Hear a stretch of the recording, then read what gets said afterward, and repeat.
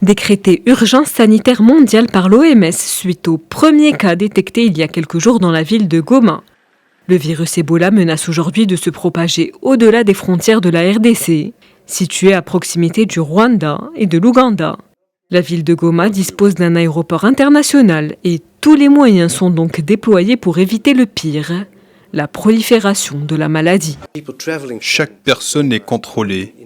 Ceux qui voyagent à partir de Goma et ceux qui traversent la frontière pour se rendre au Rwanda. Tout le monde est contrôlé. Depuis le début de cette épidémie, les Congolais soutenus par plusieurs comités internationaux ont testé plus de 70 millions de voyageurs.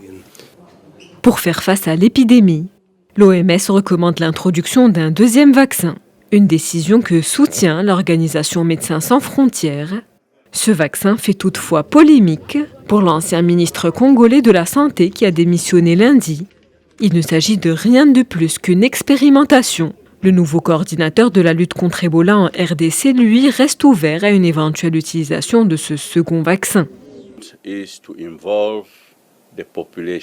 Ce que nous voulons, c'est impliquer davantage les personnes du Bénin et de Mangina pour qu'ils suivent la même stratégie que celle mise en œuvre ici.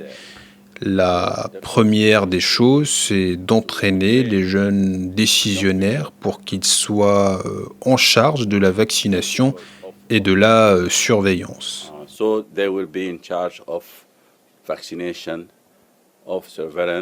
On compte près de 1700 victimes du virus depuis août 2018.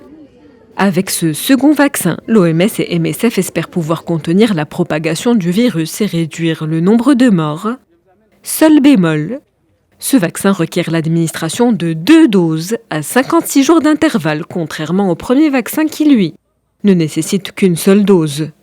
Résultat, le suivi des patients peut s'avérer plus compliqué. Certains peuvent manquer l'administration de la seconde dose par négligence ou incapacité de se déplacer en raison des violences des milices armées, notamment à l'est du pays.